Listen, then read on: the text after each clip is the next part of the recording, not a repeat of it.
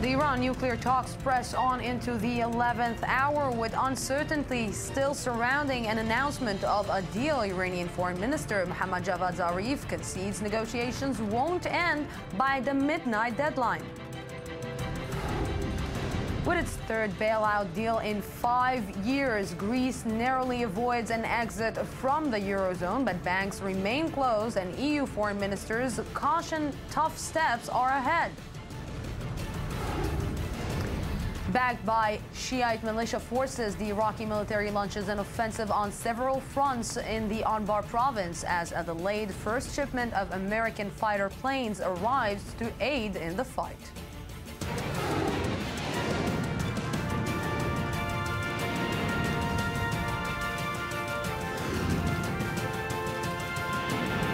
The News Today with Lucy Aharish. Good evening and welcome to the news today. In Vienna, nuclear talks between world powers and Iran are pressing on into the 11th hour, with Iranian Foreign Minister Mohammad Javad Zarif conceding talks won't end by the midnight deadline, but by most accounts they are closed. Diplomatic correspondent Eli Ochenberg is in Vienna right now. Eli, good evening. What can I say? An extension and another one and another one and another one. What is happening today and where is it going?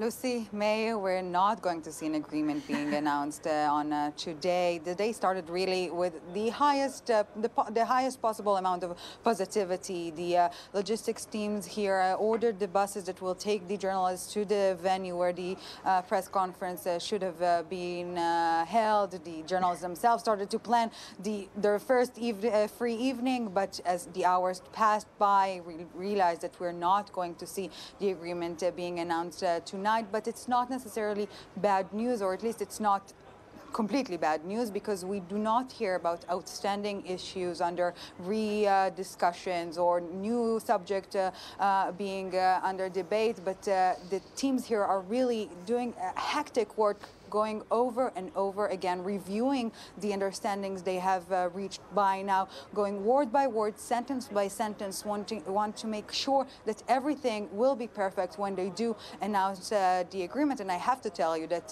we see the foreign ministers coming in and out with this statement here, that statement there, but there's only one true rock star here in Vienna, and this is Iranian Foreign Minister Mohammad Javad Zarif, that, every once in a while goes out to the balcony of the Coburg, yells something to the journalist, really blazing the audience. And tonight he was the one to let us know that we are not expected to see an agreement, and the new reasonable time frame is tomorrow morning. So don't get too disappointed. We're very likely to see everything being finalized in the upcoming hours, not tonight but tomorrow morning. This is the new goal of the delegations here. I'm trying to understand, because it seems that everything that we're getting from the press, we're getting from tweets, we're getting from the internet, but actually what is going to happen, what they're going to say, this is not even leaking outside. This is an enigma. Are we probably talking about the same deal or the same, let's say, issues that they were talking before in Lausanne, or we're talking about something completely else, something that is going to change at all, and this is just a matter of technicality? Well, again, the main focus at the moment now is the technicalities and the details of the agreement, because, as you know, we're talking about approximately 100-page-long agreement, so they really have to review every single bit of it. And we do not see many new issues. We do see the UN arms embargo issue that the negotiating teams here have been dealing with in the last couple of days, an issue that wasn't so substantial in previous months. But as for now, again, a hectic work on reviewing the agreement. But, before we're talking about the signing or the announcement, let's remember, what are we talking about? What is this deal exactly in the next report we've made today?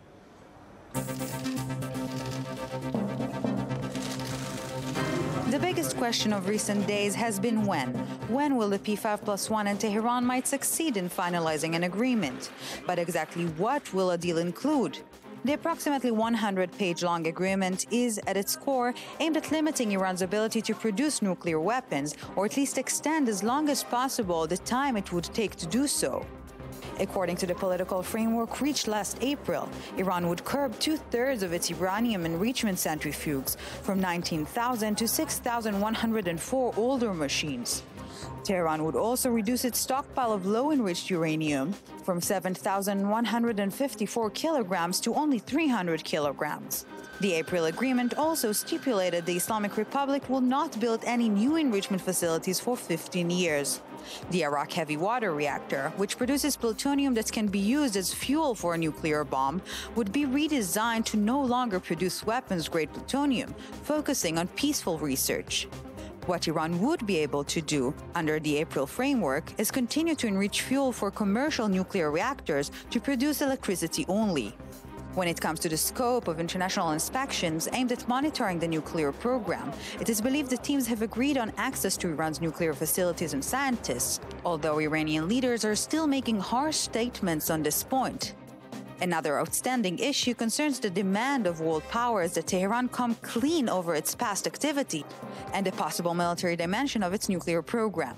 In exchange for all this, international sanctions on Tehran, which have been suffocating the Iranian economy for years, will be lifted. The discussions have focused on the pace and method of sanctions relief, as well as the potential to snap them back if Iran is found to be violating the agreement. Last, but definitely not least, is the issue of the UN arms embargo and the ban on Iran's ballistic missile program. The Iranian negotiating team, with the support of Russia and China, have been insisting that it be lifted as part of a final deal. Yes, and to understand what will happen, with me here in the studio is Iranian politics analyst Meir Javed Anfar. Good evening, Lucy. You're not sick of me? No, yet? not at all. I'm just worried about my students keep seeing extensions on, deadlines don't mean much according to these negotiations. And this is going to wreak havoc on the university system. Yes, you're going to pay for it from your own student. And somebody else who's going to pay for it maybe from his own students is Dr. Udi Zomer, Associate Professor of Political Science in Tel Aviv University. Good evening. Good evening. Good thing it's so, gentlemen, it's amazing because I'm seeing today the reaction of Benjamin Netanyahu. And Benjamin Netanyahu is saying, you know what? Barack Obama, he doesn't care about anything. He doesn't care about if the deal is good or not. He needs a deal. And because of that, you know what? I'm going to the United States to convince them that it's a bad deal. How come the Prime Minister of Israel is doing something, such a big no-no that he already did, and he's doing it again? Well, I think that there is a disparity in perspectives here. For Barack Obama, this is going to, if it happens, and it probably will, this is going to be his signature achievement in the foreign policy arena. Okay, each president would like to have a signature achievement domestically and internationally. This is his international achievement. So for Barack Obama, obviously, this is something that he really cares about. Now, whether Israel is going to be able to weather the storm, to make sure that it doesn't happen, well, the likelihood is very, very low. Even if Netanyahu himself or the Israeli ambassador to the U.S. is able to convince enough Democratic senators to vote in a way that the decision in the Senate will be veto-proof, which means that Barack Obama will not be able to veto the decision, it means that a limited amount of the sanctions will not be lifted. And beyond that, it means that the coalition that President Obama has been able to create, the international coalition, the other members are going to lift the sanctions that are dependent on them anyway. So the U.S. is going to stay outside of this coalition, which doesn't really serve the U.S. or Israeli interests. Not only that it doesn't serve Israeli interests, it's just that Israel wasn't on the table since the beginning of these talks. Everybody said to Israel after, you know what, we understand your approach, we understand what you think about this deal. Okay, we're putting it aside, and we need to get a deal. So whatever you're thinking, it doesn't matter because the Iranians matter. The people who are living in Iran matter. The people who are living in Europe matter, but not the Israelis or not even the Gulf states or Saudi Arabia. I respectfully disagree, Lucy. I think the international community, I think our friends in the United States, even though we have political differences, the government has political differences with Obama. In Germany, in France, in the United Kingdom, do not want to see Iran nuclearized. And have done what is possible so far, it seems, in order to make sure that there's a deal that keeps Iran away from a weapon at least for a year. That's what it looks like. But Israel doesn't see that in the way that maybe the world powers see that. But unfortunately, Lucy, the Iran issue, and I've been looking at this for the last 10 years, has turned into a domestic political issue in the state of Israel. It's been politicized. And when you politicize something in Israel, make it a political issue, a security issue, you know, people use it as all sorts of tools in order to settle scores. I dare say that, although, of course, Mr. Netanyahu, Prime Minister, doesn't want Iran to have nuclear weapons, I dare say that he's using the nuclear issue as a tool to try to isolate Obama. It seems to me the way he's carrying on, if he's going to go again to the United States to do what he did, this is not just about Iran. It seems it's becoming more and more a personal issue between our Prime Minister and the President of the United States. Of course he's got to think about his legacy and his own interests, but look at the way the help he's given us. Obama's given us more weapons than anybody else during the last, compared to Bush and other people. He has tried to look out for us. He's doing a deal that's good for him and good for us. I think, I dare say, another reason why people don't listen to us, or Americans don't listen to Netanyahu, they listen to the people of Israel, but not to him, is that some of the demands were a little bit unrealistic. I mean, to expect Iran to dismantle everything, you know, it is not going to happen, and I think that kind of delegitimized the voice of the government. Can he even think or dare to isolate Iran, or to isolate Barack Obama? Because, you know, Barack Obama is ending his term. It's the second term. He wants to end with the legacy. Can he even think that he can do it? I don't think, you know, this is a real, if it is his goal, I'm not sure that it is his goal. Obviously it's not a realistic goal. I mean, the Israeli Prime Minister is unable to isolate the most powerful person in the US, let alone the world. By making him look anti-Israel, I think that could cause the Democrats damage and to hurt his legacy. Yeah, I mean, you know, that might be the case. The thing is that I'm not so sure, you know, for the Americans, the perspective is much broader. For them, this agreement is, they call it a transformative agreement. They think of the agreement, the details of the agreement, as the report said at the head of the hour, are about the nuclear program. But at the end of the day, the American vision is that this agreement is going to transform Iran from a country, from a pariah state, to a state that is going to be integrated into the international community, a state that's going to have economic relations, financial relations, energy export, etc. And the idea is that this will create a transformation within Iranian society, within Iranian politics even, maybe. So in that sense, the American perspective, we have to remember the interests of the United States today, once the United States is energy independent because of fracking, is different in the Middle East as a whole. Gentlemen, probably we will talk to you again tomorrow. Thank you for now. Thank you very much. Pleasure. No deal for now, no deal.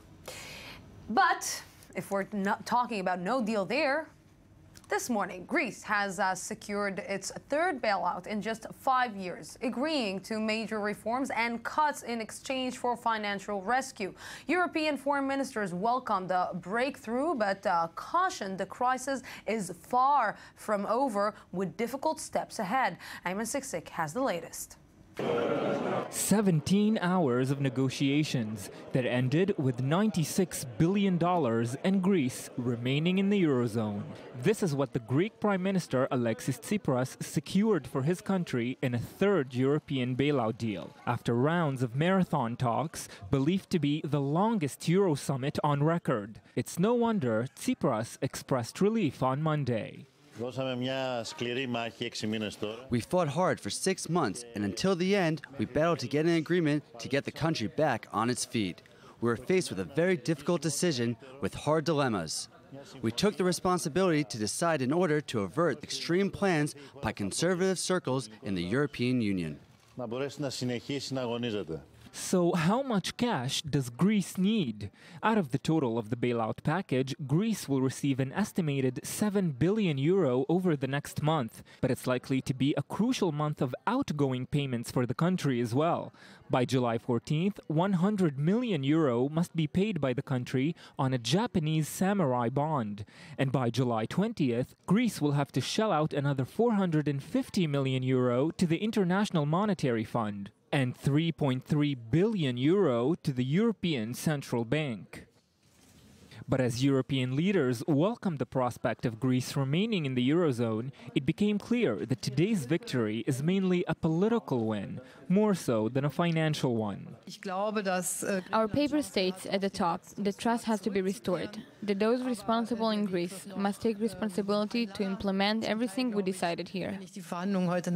Today was a long negotiation, but above all, a historic decision, because if Greece had left the Eurozone, what would have been said of the Greeks?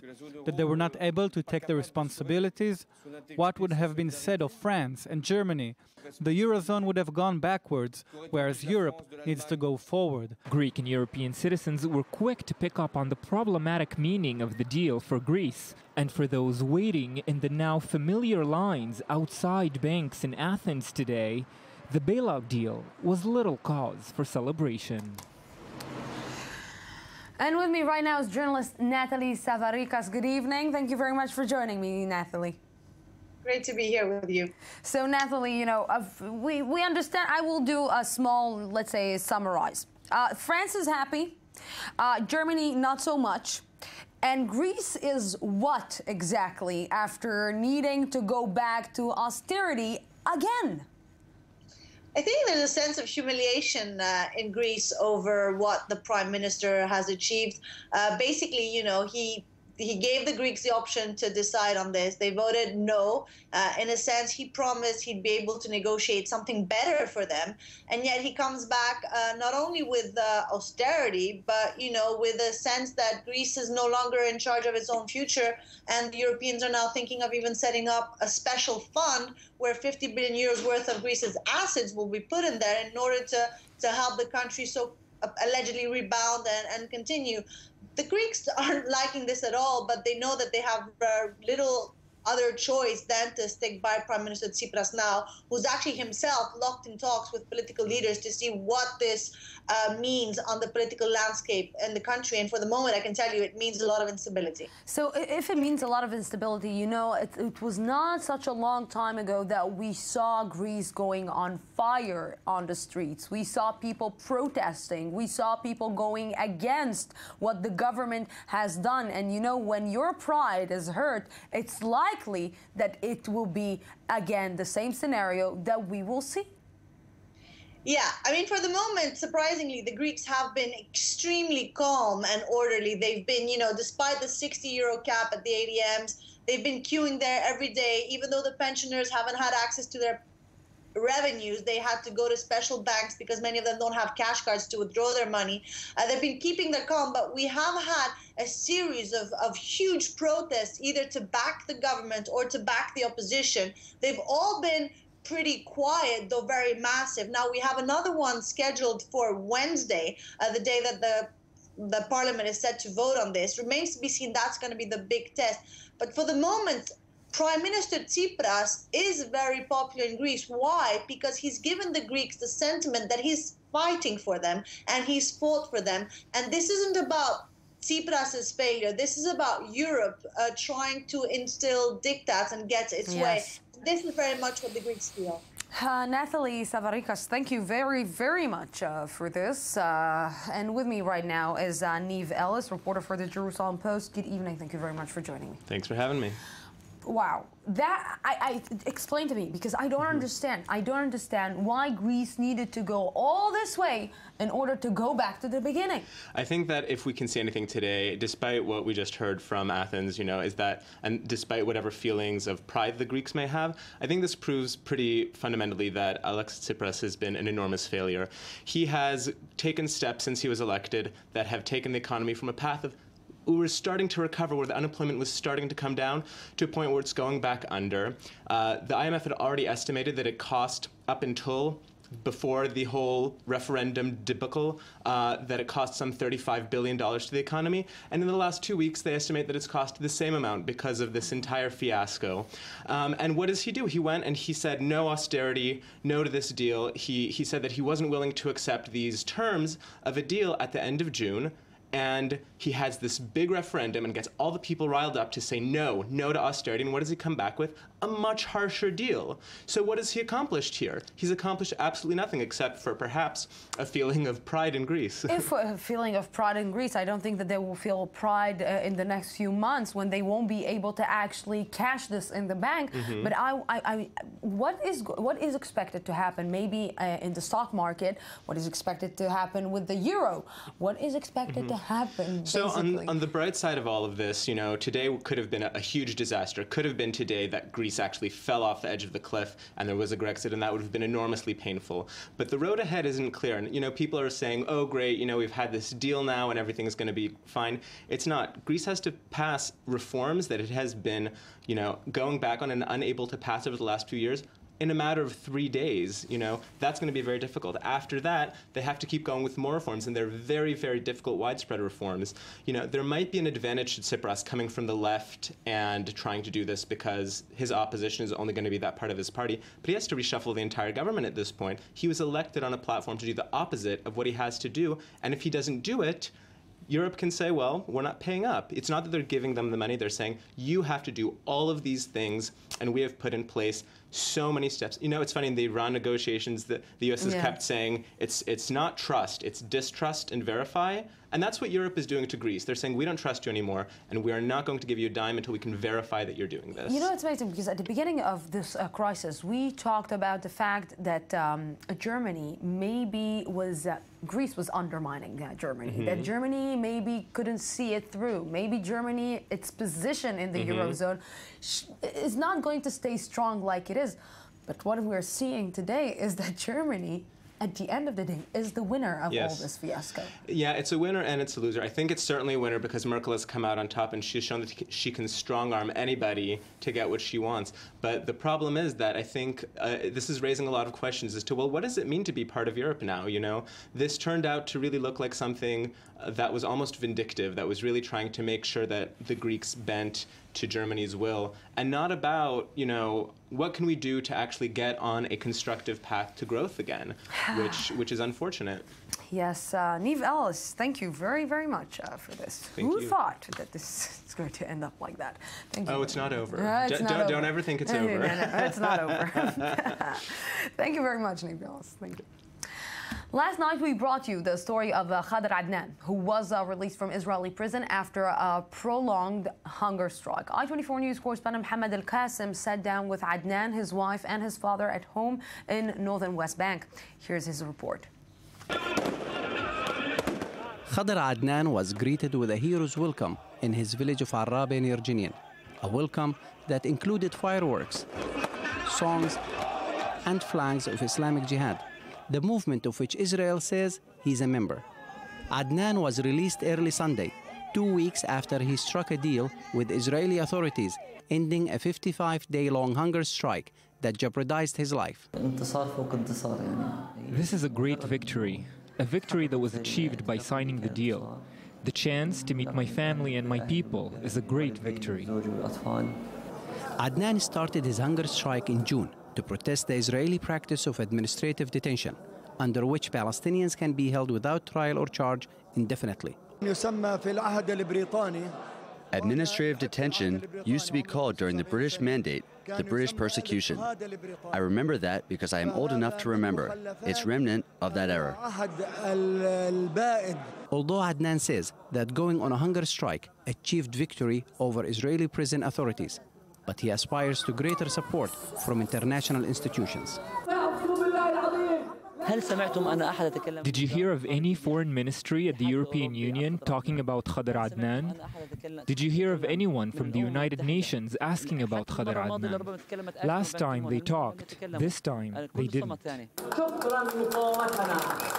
Adnan credits his release to pressure and threats exerted by the resistance on Israel.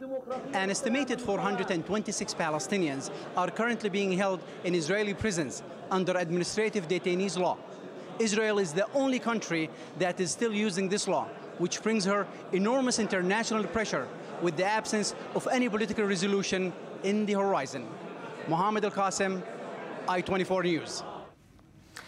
And with me right now here in the studio is I-24 News analyst and correspondent Mohammed Al-Qasim. Good evening. Good evening to you. So, Mohammed, I need to understand, what does it mean releasing Adnan from the prison? What does it mean for the Palestinian government? Because this can weaken a figure like him. This can weaken Mahmoud Abbas, that his popularity is not on the rise in the last few months. Well, Mahmoud Abbas, the president of the Palestinian Authority's popularity has been on the decline. And it shows because of his actions lately, where he's been firing people left and right and not trusting people around him. When it comes to prisoner release, it's very sensitive subject to the Palestinians. In the old days, the president himself would be standing next to the prisoner, holding hands, chanting, talking, celebrating this event. Yesterday, I-24 was there in Araba, and we did not see anyone from the Palestinian Authority. No official representative from the Palestinian Authority. Al-Jihad al-Islami was there. Obviously, Adnan is a member of Al-Jihad al-Islami, but no one from the PA was there. And it seems that tell me if I'm right or wrong in this maybe analysis, but it seems that because he was released on his own, because it was his fight, because it was not the Palestinian Authority that did, let's say, the negotiation on releasing this so-called prisoner, maybe this is why they don't want to see it as a victory, because this is not a victory for the Palestinian Authority. For them, at least they don't want to show, Al-Jihad al-Islami winning, or show some other factions doing the job that they're supposed to be doing. We've heard in the past when Hamas negotiated with Israel over Shalit and others, the PA wasn't happy when Fatah prisoners were released because it weakened their position and it put them in a very embarrassing situation. If we're looking right now at a figure like him, because we are talking about, a spokesman. We are not talking about a leader. We're not talking about Ismail Haniyeh. We are talking about this specific person who was in custody of Israel. How it will be perceived in let's say, the Palestinians who are living there? Well, it looks like the Palestinian prisoners, especially those who are being held in Israeli prisons under administrative detention law, are taking it upon themselves to fight the fight. Their last resort is going on a hunger strike. That's the only way they can get themselves released or shorten their stay in Israeli prisons. It's not the PA who's going to get them out or anyone else, at least in their minds. It seems that it's going to be another problem for the Israeli authorities, or maybe that this is a problem that they want the Palestinian Authority to deal with. Maybe. We'll find out. We'll find out. Mohammed Al-Qasim, thank you very, very much. My pleasure. Today. We're going out for a small break, 2 minutes, and I'll be back for the rest of the news today, the second part. Don't go anywhere. 2 minutes, and I'll be back.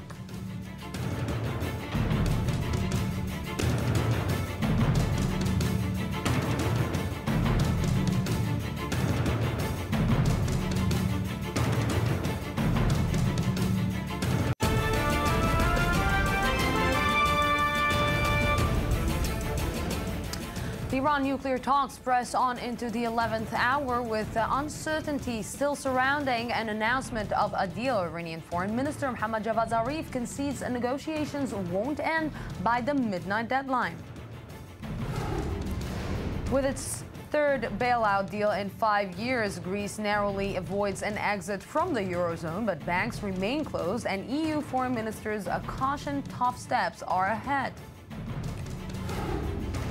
And backed by Shiite militia forces, the Iraqi military launches an offensive on several fronts in Anbar province as a delayed first shipment of American fighter planes arrives to aid in the fight.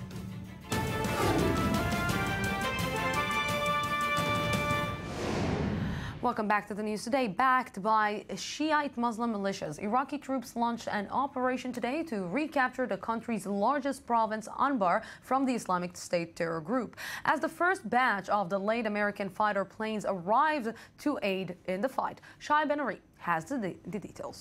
The Iraqi army announced Monday the beginning of an official operation to clear Anbar province of Islamic State militants. You, sons of our great Iraqi people, after putting faith in Allah, at 5 o'clock this morning, operations to liberate Anbar were launched.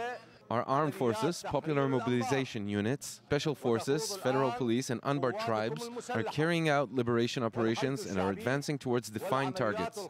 We will announce details later one by one. The operation will focus first on an assault on the IS-held city of Fallujah, captured in January 2014. This is expected later in the week following the Eid holiday. Forces advancing on Fallujah Monday were met by IS car bombs and rocket fire. After Fallujah, the plan is to move west to liberate Ramadi, taken last May. More than 5,000 Iraqi troops are taking part in the operation. This isn't the first time Iraq has announced a major offensive against a terrorist group, and indeed fighting in Anbar province has been going on for weeks. But appearances are half the battle here. The fight for Anbar is a crucial one, as the province makes up Iraq's Sunni heartland. Beyond the gunfire and mortars, there is a battle for hearts and minds here, with the local Sunnis faced with a choice between the extreme Sunni jihadism of IS and a nationalist vision of a united Iraq being offered by the government. More than 5,000 Sunni tribesmen have joined a government recruitment effort, but others have sided with IS, many perhaps attracted by the empowerment offered by a Sunni caliphate. Complicating matters is the fact that most of the government's fighting is being done by Shiite militias backed by Iran. These fighters have their own radical religious ideology. When we entered the village, the IS fighters ran away like sheep, leaving behind their dead and wounded. God willing, we will smash them and go to Fallujah and pray for Eid al-Fitr there. Meanwhile, 4 F-16 fighter jets landed Monday at an airbase north of Baghdad, the first batch in an order of 36 the Iraqi government has requested from the U.S. The delivery was delayed until now because of concerns the planes could fall into IS hands. Many will be hoping they are put to good use. And with me right now here in the studio is Mideast editor for Israel Public Radio, Eran Zinger. Good evening. Hi, good evening. So, Eran, try to explain to me what is happening right now and how much the United States is involved in the fight in this specific area. Well, the United States, or the United States-led coalition, is helping the tribes, is helping the Iraqi government or the Iraqi army over there. But the problem is the tribes, the Iraqi tribes in this region, because we are facing two major problems right now in Al-Anbar. The Sunni. The Sunni tribes, of course. Mm-hmm. The first problem is that ISIS is witnessing, is seeing what's going on right now, especially thousands, maybe tens of thousands of Iraqis who are trying to flee or trying to get out of Al-Anbar province because of the U.S.-led coalition attacks on ISIS targets, and they're stopping it. They're preventing people of running away from Al-Anbar. Why is that? Because this is the human shielding need. This is ISIS we're talking about. Anyway, this is not the UN. This is not us. This is one thing. And the second thing is the Sunni tribes. I think that we're now witnessing a whole new crisis in the attempts led by the Iraqi government to recruit everyone for this fight, because the Sunni tribes, especially in Al-Anbar province, are saying, we are willing to cooperate with the Iraqi army, with the Iraqi government, but it does not mean that we are ready to cooperate with the Shiite militias led by Iran to conquer Al-Anbar. This is the whole new game now. So basically, the United States is saying we are not going to fight the fight of the Shiite militias? The United States is a little embarrassed, I think, because on the one hand, when you listen to the White House, when you listen to the U.S. Secretary of State, they would tell you that they're doing their best they can in order to support the Iraqi government. But on the other hand, the American army is saying we cannot allow this to happen, and it's now happening. So I'm seeing a crisis right now because between the army and the administration. Yes, of course. Inside the United States. Yes, because you have a government which is supporting every measure or every step they can take in order to prevent ISIS from conquering or from taking over new places in Iraq. On the one hand, on the other hand, the American army, the American officials in the American army are saying, this is something that we cannot tolerate, and we know exactly what's going to happen here. Because once you let the Iranian militias get into Al-Anbar and other places in Iraq, this war will never end there. Once these militias are in Al-Anbar and other places, they will never go out. Okay, and it's getting more and more interesting. This is what happens when the administration is disconnected from what is happening on the ground. Eran Zinger, thank you very much again. A wide-ranging anti-corruption crusade has led Romanian prosecutors to indict the Prime Minister Victor Ponta and seize his assets, but meanwhile he refuses to resign. Jaffa Port has more on the probes and the woman leading major changes in Romania. Romanian Prime Minister Victor Ponta was charged Monday as part of an ongoing corruption probe. Accused of forgery, tax evasion and money laundering while he was a lawyer, the allegations are piling more pressure on the embattled politician who refuses to resign. I will present all my evidence because I haven't had any possibility up to now to do it, and I am absolutely sure that I'm innocent. Under the leadership of Laura Kövesi, the Romanian DNA anti-corruption agency has seen dozens of former politicians and judges convicted over the past several years.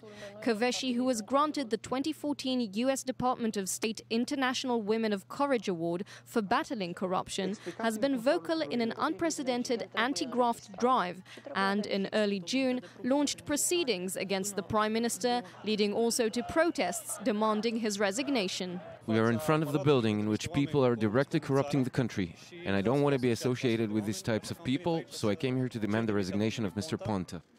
Ponta stepped down as leader of his leftist PSD party until the investigation was completed, but refused to resign as prime minister despite calls from his rival, President Klaus Iohannis, that he quit. The worst that could happen now to Romania would be to have a political crisis. In view of this, I'm calling for the resignation of Prime Minister Victor Ponta. Indeed, a fresh crisis in the European Union's second poorest nation could have disastrous consequences. Kövesi and her prosecutors also suspect Ponta of conflict of interest during his time as premier. But the parliament, where Ponta's party holds a majority, refused to lift his immunity from prosecution. As they try to protect their leader as well as their country from falling apart, they face Kövesi's determination to clean up Romania's corridors of power. And from Romania back to the United States, only we are talking here campaign, and we are campaigning for the 2016 already. With me here is former member of Israeli Parliament, Yesh Atid Party, and political analyst Dov Lippman. Good to be here. Good evening. Good to have you here. And also I-24 News desk editor Charles Blizzard. Good evening. Thank you, Lucy. So, what our guys and women did in the last 7 days? Charles. I'm going to start with Mr. Scott Walker, governor of Wisconsin, entering the 2016 race. Rose to political stardom in 2012 when he survived a recall vote, first governor in the history of the United States to do so. Basically, this was the result of him going after the unions and really neutering them, basically taking away the collective bargaining rights of public employees. This is the state, mind you, that is credited with basically introducing unions into the United States in the mid-1800s. So his conservative credentials are there. Who is he? From where what brought him to the race? Well, that's part of the story also. He's been viewed for a long time as the candidate who can actually bring real gravitas, somebody who's serious with a record, who can win over the Republican Party. And by the way, he comes out firing immediately at Jeb Bush. Immediately, it's time for someone new, not the past. And he's viewed as someone which, on the one hand, he doesn't come across with a youthful charisma, but young and serious candidate who could challenge a real Democratic candidate. You know, in all this time that we've been talking a lot about the GOP, we're talking about the Republican candidates, we haven't mentioned a lot the Tea Party. Where is the Tea Party getting into this game in this race? Well, he certainly draws a lot of his support from the Tea Party, along with other conservative candidates like Huckabee, for example, Perry, for example. Even Trump, to be honest with you, 75% of his supporters come from the Tea Party. So there's obviously, there's been a shift in we've discussed it before, towards the right in the Republican Party, towards conservatism. And basically, they're going to be a force to be reckoned with again. And that's where Walker jumps in, because he has enough conservative credentials to justify the more right side of the base to come with him, but he's also viewed as somewhat of a moderate. You don't have some of the crazy statements, or he's not viewed as a radical right-winger per se. So it's possible that we're talking about someone to be a serious player. You know, I'm seeing these new players and the new upcomers of the GOP, and it really reminds me again, and I'll remind us again about the last Israeli campaign, last Israeli elections, where a lot of young people who we don't think that they are appropriate enough to be in the election or to be in the parliament. And if we are talking about not being appropriate enough to be in let's talk about Trump. Mr. The Trump. weekly Trump corner. Charles can start, but I'll add my 2 cents. He basically tripled down again this week. What is happening with this guy? He continues to do it, but he continues to gain traction in the polls. There was an Economist YouGov poll this week that showed him out in front by 4 points ahead of Jeb Bush. But the thing with Trump is I really want to dissect his numbers very quickly. In the same poll that showed him as a frontrunner, only 1 in 5 of his supporters believed he would actually win the nomination, and overall in the Republican Party it stands at 7%. So basically I think what you're seeing people, conservatives, making a statement rather than necessarily putting their faith in Trump. And the truth is, we're starting to see, you know, in every circus, the show comes to an end at a certain point. Chris Christie came out this week. He was asked about Trump's comments again about the immigration issues in Mexico, and Chris Christie said, "It's enough. I'm not answering any more questions. You, the press, are interested in this story, but the people aren't." And you're starting to hear those voices. People are tired of it, and they want to talk about the issues. You know, people are tired of it, but maybe we should put the blame on the, let's say, press that is putting him in front of the race, that is giving him the back maybe that he needs, because he is so maybe not appropriate to run for the... Generally speaking, people in the United States agree that the media shifts liberal. So for the media, this is not being liberal. This is absurd. But to highlight such extremism basically helps liberalism by painting this kind of extremism in such a poor light.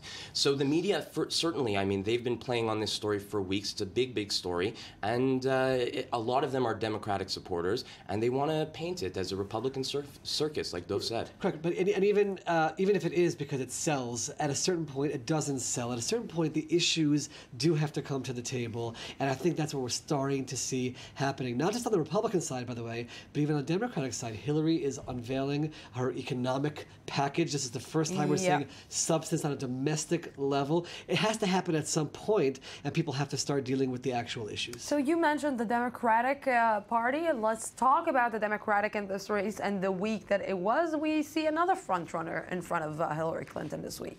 Well, again, I believe that Hillary is now hunkering down. She's realizing she has to do the work. She's realizing that there's going to be challenges that will come from various corners, and this economic package, which is there's a whole plan for week after week, unveiling parts of it. And by the way, all of a sudden you see Bernie Sanders having to come in and say she voted for the Iraq War. What's her opinion on the Keystone Pipeline?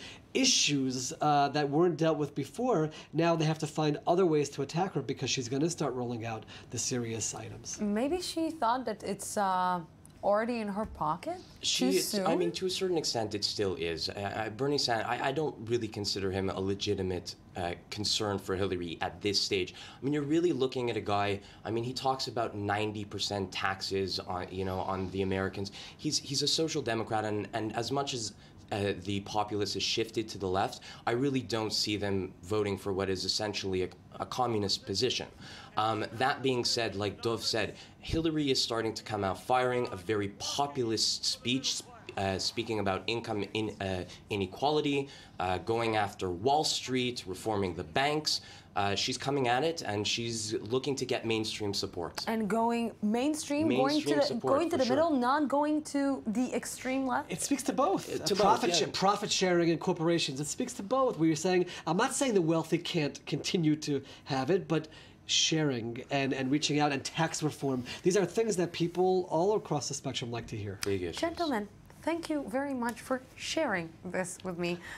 We can talk about good news like these, like Trump, for example, for hours. hours. We want him there. We want him there so we can have this fun every week also. Gentlemen, thank you very much for this. Sure. And where was the actual location of Jesus Christ? This, or Jesus' baptism? This question is occupying Israelis and Jordanians who claim the site is on their side of the Jordan River. I-24 News reporter Uri Shapira took a tour of the zone of disputes between the two countries. One Christ, one river, and two different narratives. This site, known as Qasr el-Yahud, is sacred for both Jews and Christians. Christians believe it is where Jesus Christ was baptized, and in Jewish tradition, it is believed to be the spot where the ancient Israelites crossed the river Jordan. But right across the river, on the Jordanian side of the border, stands another site, named El Matas, where some scholars and archaeologists believe the baptism actually took place, and which was recently declared a UNESCO World Heritage Site. After the declaration, the Jordanian newspaper El Rai published an article claiming that the UNESCO decision will put an end to the Israeli claim that the holy location is on the Israeli side. Personally, I think it's an issue of tourism and trying to attract the tourist dollar, that this is the right location, so be baptized from this side rather than that side. Every January, hundreds of Christian pilgrims, mainly from the Orthodox Church, come to both sides of the river and celebrate the Feast of Epiphany, when, according to tradition, Jesus was baptized by John the Baptist. The river is indeed a source of inspiration for Christians who built numerous churches around it. The Israeli site, however, was open to visitors only in 2011 after Israel cleared thousands of landmines in the area that had been placed there during the 1970s to avoid terrorist infiltration. Sadly, many of the mines are still there, surrounding historic sites and preventing free access to them. The director of EcoPeace, a joint Israeli-Palestinian and Jordanian organization focusing on the development of the Jordan Valley, envisioned the area as a multinational free zone of peace. It's much better to recognize it as one site rather than arguing whether it is on the east or the west. This vision may seem like a far-off dream, though plans to establish a joint Israeli-Jordanian park also exist in the northern area of Naharaim in the Jordan Valley. But as history, tourism and politics clash, the holy area continues to be trapped in a minefield. And with me right here in the studio is correspondent Uri Shapira. Good evening. Good evening, Lucy. So first of all, there is a nice story that you're bringing us behind the scenes. Yeah, well, you remember that last week Princess Charlotte was baptized? Yes, of course. Well, the royal family, the British royal family, used water from the Jordan Valley. And the British correspondent asked them, are you aware that the water are contaminated? They said, yeah, we're aware of that, and we took precautions and we cleared the water. So Princess Charlotte was baptized by water from the Jordan River, only not such a clear. But okay, this is nice. This is just good. Remind us that the whole area is very neglected. It's not just the minefields. The water are contaminated. So let's, I'm trying to understand the disputes between the dispute between Israel and Jordan, because basically we're talking about two countries that are in peace. The two countries signed a peace deal. Why they are not basically opening, let's say, a road that will lead to both places and both countries can gain from it? Well, the EcoPeace talked about a mutual park for Jordanians and Israelis. We have to remember that despite the peace treaty that was signed 20 years ago, the peace is kind of a cold peace between the two countries. Just like the peace between Israel and Egypt. Yeah. Also, there's the Palestinian issue. The site stands in the Palestinian area. I suppose Israel and Jordan, the last thing they want is to put the Palestinians inside in the midst of this conflict. You know, it's amazing because I never was in these places, and I just told you I never visited this place. From your point of view, from your own experience, do you think that basically this place should be that neglected? No, of course not. Israel talks about 500,000 pilgrims that comes there. Exactly. Come there every year. There's a great potential for this site. The fact that there's a minefield inside a holy place, one of the holiest places for Christianity, it's just absurd. This is a way. This is exactly the way not to bring tourists to Israel, to put mines in the touristic place. Uri Shapira, thank you very much. Always a pleasure. Thank you very much. Under a wave of security, Mexico's president began a state visit to France, as in his home country. A massive manhunt is underway for drug kingpin Joaquin El Chapo Guzman, who escaped from maximum security prisons on Saturday. Annie Schatzberg has the story. A massive search is underway for Mexico's most powerful drug lord. Joaquin El Campo Guzman escaped from a maximum security prison Saturday night by digging a hole in his cell shower area and climbing through a tunnel 1,500 meters long. As the search continued Monday, authorities discovered the underground tunnel had ventilation and an electric lighting system. A motorcycle was also allegedly used to transport tools that aided in Guzman's escape. Oxygen tanks, PVC piping, piles of wood, and gasoline containers were found inside. We already have evidence here that they left yesterday at midnight. The investigation to integrate the fingerprints, anything that could be found, the investigators are evaluating. Prosecutors are interrogating 30 prison employees who may have helped in the elaborate escape. They are also searching the house allegedly used by the drug lord as part of his exit through the long passageway. When President Peña Nieto was elected in 2012, he promised to reduce drug violence in Mexico, which many believe he succeeded, especially by capturing El Chapo Guzman in 2014. This is undoubtedly an affront to the Mexican government, but I am also confident that Mexican institutions, particularly those charged with public security, will rise to the challenge with the strength and determination to recapture this criminal. Guzman escaped another high-security prison in 2001 by bribing prison officers, but was arrested in February last year in his Mexico apartment. His empire imported more drugs into the U.S. than any other cartel in the world, responsible for the production and distribution of methamphetamine, marijuana, MDMA, and heroin across North America and Europe.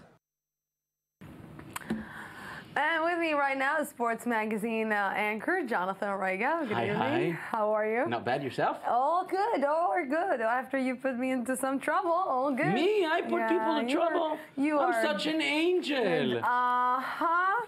Yes. If our viewers only knew. But But they will not know. But they will not.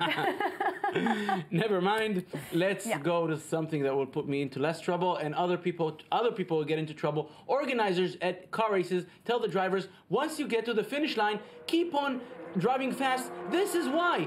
As soon as this Formula 3 race ends, Roberto Merhi from Spain slowed down to celebrate the fact that he came in fourth. The driver that came right behind him, Nicolas Latifi, crashed into him. The good news, everyone is safe, no one was injured. And yet Merhi, who was the first one, the car that slowed down, he was suspended from 2 races because the organizers specifically said, when you see the checkered flag, do not stop immediately unless you have some kind of trouble.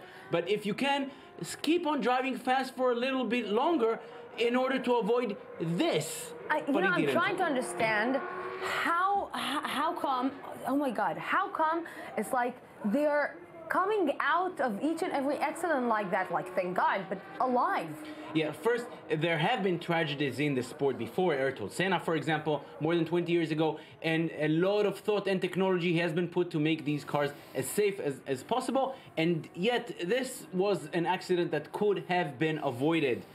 Scary. Keep on driving another lap, man, so you're not racing a little bit slower, and everything's going to be fine. Say it to yourself and keep on driving for the next item that you brought us. Yes, and our next item, Rio de Janeiro. We haven't spoken about that in a while. A little over a year till the opening ceremony. This is the Guanabara Bay. We've been speaking about this day, which is with the bay which is polluted. Why are the black flags? Because these people are saying there's going to be a lot of commercialization around the bay, and it's going to be just for the rich people. Once the Olympics are over, everything, all the restaurants and every development that's going to be there is going to be left for the rich people and not for the general population of Rio de Janeiro. So they're waving their black flags. So many problems that the organizers have to deal with. We've seen how polluted this bay is. Now they also have to deal with the people that are afraid of the commercial side.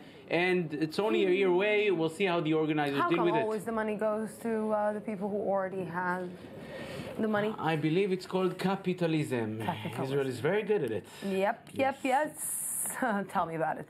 And you brought us some fireworks. It's fireworks flying. Robin van Persie, the Dutch striker, moved from Manchester United to Fenerbahce in Istanbul, in Turkey. This is the reception that expected to him at the airport right in Istanbul. Thousands of Fenerbahce fans came to see him after his move from Manchester United has been complete. And it's going to be very interesting to see how he plays in Turkey. We have seen a couple of big Dutch names How move much to did Turkey. they pay for him? 24 million euros, if I remember correctly. 24 million euros? That's a fare which is lower than the one Manchester United paid for him when he moved from Arsenal to United 3 years ago. These are the money being paid these days in European football is insane. These are good players, but the money being paid is way too much. The yellow and the black reminds you of a team here in Israel? The yellow and blue, we should say. It's yellow and blue? Don't. If Fenerbahce fans will hear you, yellow and blue, Fenerbahce. Okay, so it's yellow and blue also reminds of what LeBron is. Yes, our Israeli teams are Another yellow and blue, team that's that's actually contesting the black and yellow. Yes. Yeah. And keep on doing trouble. Yeah. Jonathan Reagan, thank you very much. Thank you, Lucy. Yes, and that's it for this part. We're going out for a break and update from our news desk, and then I'll be back for the third part of the news today. Don't go anywhere. An update from our news desk, and I'll be back.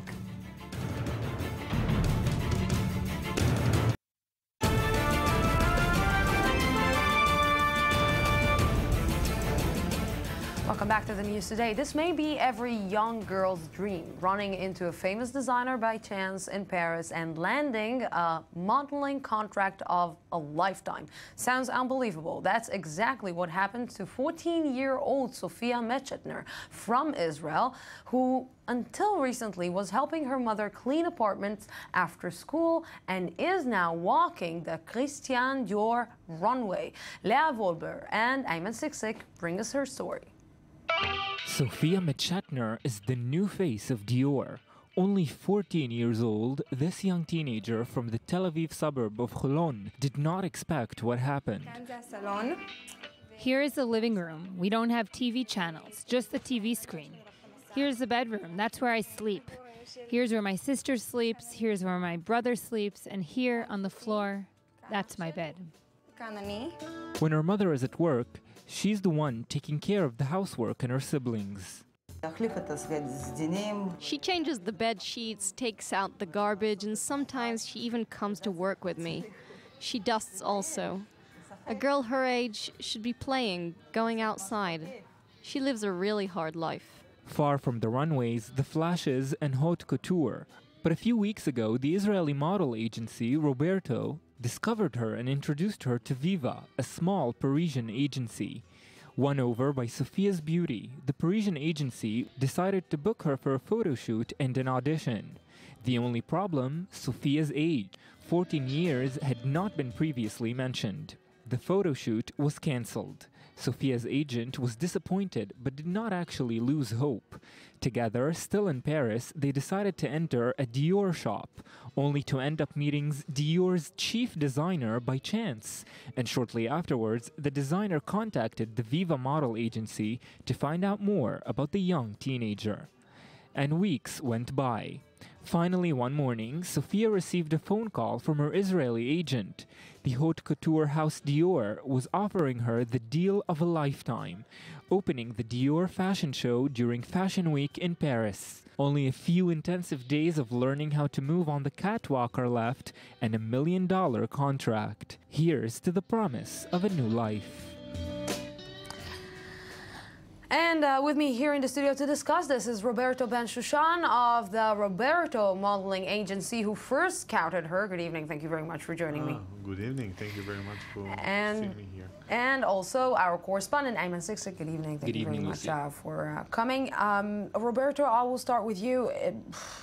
14 years old. She's 14 years old. It's like, if I am a mother and I will think about that, no way that I'm sending my daughter to model at the age of 14. Why not? Isn't it too young? No, if she's always with the companion, I send her my agent together with her. She's 24 hours, like you, 24 hours with her. She's sleeping in the same room with her. She's going with her to the audition, to the catwalk, to everything. So I think it's okay. What did you see in her that you thought that this is the girl who is going to bring me back to the game, to the modeling game, to the scene, to the cycle? Well, this is my business. When I first saw her, I knew that she's like one of a kind, and that she can bring me back to the top. And that's why I sent her first to Paris. The Paris, like it's the top of in fashion. It's the top. It's the most difficult and hard place to be a model. But I knew that she can manage there because of her, like, she looks amazing. She's very tall. She's 1.78, and she's amazing and also unique. She's got a unique look, and I knew that the designer, they always like the fresh, unique face. You know why I'm asking you? Because her mother said a girl at her age should be playing. I don't know if a girl at her age should be walking in front of all these cameras and maybe being judged by the way she looks, judged by the way that she is dressed, judged by her weight. This is maybe too big for a 14-year-old. Maybe in 2 years, in 3 years. Maybe you're right, and maybe some people have talents when they're young, like you see like football player like Messi. I'm sure when he was 14, he didn't do anything except playing football, and nobody asked this question like you asking, because it looks good for you that a small child, instead of playing with his friends, he always working to be a football player, to be a professional football player. Or if she was a ballet dancer, you wouldn't ask this question. But sometimes people need to ask the question about modeling. I will tell you why we're asking, because we talked before, and we know that the modeling world is really problematic for people who are young, for people who are coming maybe from really poor family, for suddenly or in between a night and a day, your life is changing, and that maybe can bring the critiques over maybe Roberto that is saying, okay, this is a job opportunity that can get her and her family out of the poor life that they're living. Well, it's interesting to look at how the Israeli media was handling the story this week. I mean, it was a huge celebration, and it is a beautiful story. It gives hope, it's funny, it's inspiring, but funnily enough, today also, Malala Yousafzai from Pakistan just turned 18, and the gift she gave herself was opening a school for Syrian refugee girls in Lebanon. So I think it's ironic that we celebrate this young girl on fighting for education, educating young women specifically, and at the same time send a totally different message to another young girl who may be equally talented, equally smart, and telling her that the key to success in life is looking good. And she is very beautiful. There's no discussion about that. But how do you feel at 14 receiving all this incredible attention and being evaluated solely on how you look? This is the problem, I think, with modeling, and that's maybe where it differs from being a footballer, where you really are expressing your talent. Here, you're looking great, which may be also a talent. You don't think that modeling is a talent? You don't think that she needs something I do think else it's a talent, than but I think only to look good? I think it is a talent. You think that the way that you speak, because you speak fluently and nicely, you have like it's more intelligent than she walks on the catwalk? I think that you are wrong. I think you have your talent. You can talk, okay? You can talk. But I'm also not 14, and I'm not putting myself in this position. Even if you were 14 and you were you were in a challenge for children and you were like hosting the challenge, you feel good about yourself. Your mother will feel good about yourself. I think modeling, it's the same. But wouldn't you agree that the rate of exchange in the modeling world is very high? These models are hot for 1 year, 2 years, and then they're not anymore, and that's why they keep getting younger and younger. And what happens to her at 17 when she's no longer a big deal? Also, if she were if she will like a tennis player, and she can be like, when she's young, she can be the first in Israel or the first in France or the first, I don't care. And then she become older and she's not that good, so she's disappointing. Like, you can be disappointed if they fire you tomorrow. I will be disappointed if they fire me. We're not planning to fire you anytime soon. So I think that a girl that when she's 14 and a half and she has this difficult situation at house and she can help her mother by her talent, not only by looks, because it's Roberto, not only you're a good look who can makes you a top model. It's not only a good look, because but you know, there's a lot of people let's good try looks. to remember the story of Kate Moss. Kate Moss started also in a really young age. She deteriorated to really, really bad situations. And you know, today, if you want to, because the image of a woman today is different. The image of a woman, is a healthy woman, is a big woman, is a grown-up woman, is a woman that passed 1 or 2 or 3 things in her life, educated. Why you always give the bad example of modeling? What about? No. I'm not giving bad examples. I'm just saying that because you are starting at such a young age, I don't know if she will have. I know that you're standing behind her. I know that you are basically you have somebody who's following her the entire time. All the time. But you are not like, when you're sitting with yourself, you're not afraid that something like what happened to Kate Moss will happen to her. You are not afraid that maybe she's sending the different message than the message that we want to send. She's sending a message about Kate Moss. No. Young girl, she's sending a message about her. Girl. So that image, that your body is the only thing that matters. I don't think you're right. Like, I don't think you're right at all. And I think that the looks, it's important. It's important to you. That's why you look that good, and it's important to him. That's why he uses these glasses. That it's very fashionable. Because the looks is important to anyone, okay? There is no doubt that the look is important, but there is a difference when the look is important when me and him are 34 years old and when you're 14 years old. If you're 14 and you look good and you can use your look, and instead of working at McDonald's and earning like small wage, and you can make more money, and this is your time, I think you should do it. One sentence? Well, we have to also consider that Dior is a huge corporation that has many important considerations for a business. Money flow, branding, and so on and so on. I don't fully understand that her well-being will be at the top of their priorities in the long run. It's going to be the top of my priority, that's for sure. That I can promise you. Gentlemen, thank you very, very much for having this conversation with me. And we're going to something else. Nintendo announced today that its chief executive, Satoru Iwata, has died of cancer at the age of 55. Iwata, who started off as a programmer, took the top post at Nintendo in 2002, 2 years after joining. I24 News' Michal Divon has more. Japanese video game maker Nintendo announced Monday that its chief executive, Satoru Iwata, died of cancer at the age of 55, several months after he abandoned the video game giant's consoles-only policy. As a highly respected figure in the Japanese gaming world, Iwata is considered the leading figure behind Nintendo's successful turnaround. And under his leadership, the company launched its hugely successful Wii and Nintendo DS consoles. He opposed the move into mobile gaming until the last months of his life.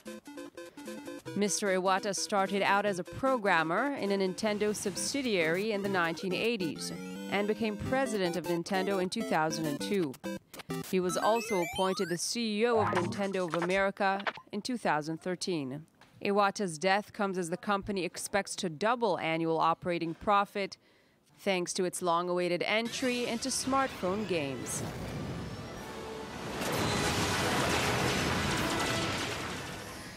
I had Nintendo like that. And with me, someone who had also a Nintendo like that is correspondent Shachar Peled. Absolutely, I did, I confess. You remember? I do. Game over. Yes. Well, we're staying with nerds and geeks. Geeks of the world unite, because what is happening these days is Comic-Con. And actually, it's one of the most exciting Comic-Cons ever, I have to say. I see that you are also I'm really very, excited. very much excited. A few words about what is Comic-Con. It's the largest comic conference taking place annually in San Diego, California since 1970, when 300 people attended. This year it's 130,000 people attending, and they are taking things very seriously. It's not only a place where geeks can meet, but also a great platform for science fiction and fantasy-related films, TV shows, and any kind of popular arts to really merge, promote themselves, introduce themselves, and I love how people invest in their costumes, dressing up from Star Wars characters to Batman characters, sometimes combining. We saw Frozen and Mad Max combined, Star Wars and Charlie's Angels combined. People are really, really living up to expectations, spending all year long preparing on their costumes. And there were also 750 hours worth of panels, the most than any other year. And the most exciting panel of all was, of course, the Star Wars panel. Really? It wasn't the Game of Thrones? Well, the Game of Thrones was in the TV section. It was very, very exciting as well. But I think because it's ended, the series has just ended, so there was much excitement, but it was sort of summing things up. Star Wars is ahead of us, December 18th. Everyone is waiting for this release because it has been years since we've seen something like it, and it's the wonderful combination of old and new. It's the new cast and the old one, Mark Hamill, Carrie Fisher and Harrison Ford, of course, reprising their roles. And we actually had this glimpse of what we're seeing now, of a behind-the-scenes clip where Mark Hamill is saying, everything's changed, but nothing's changed. And it's so true. They actually used not less CGI this time, more puppets and robotic technology for the characters, but also, of course, for the effects. They did use CGI, but it's the wonderful combination, and it's just like they did in the first film. Fans were thrilled. This is really, really something very big. There was also a surprise concert taking all 6,000 people who were in the hall to a surprise Star Wars concert where they were greeted by John Williams, the famous composer. They all held lightsabers. It was really an emotional event for everyone who was there. You know, it's just amazing. I'm going to say something that I think that people will kill me for it, but I never saw Star Wars. You must. It's really just for the cultural phenomenon it is, to understand yes, what these people are talking about, and it's actually tremendous fun. I really recommend it. All 6 of them, by the way. We're moving on to the Batman versus Superman panel, which was also great. They released the first trailer, and it's the first time we're seeing both Batman and Superman on screen together, on the big screen. Once again, it's like a great year for these films because this is the cornerstone of comic world, and they're bringing together Metropolis and Gotham, sister cities. And we have Gal Gadot. She was there in the panel with the big league, with Ben Affleck, with Eric Canal. Everyone was there. Amy Adams, and it's great for her. Great to see her. That's it for tonight. Good night. You just.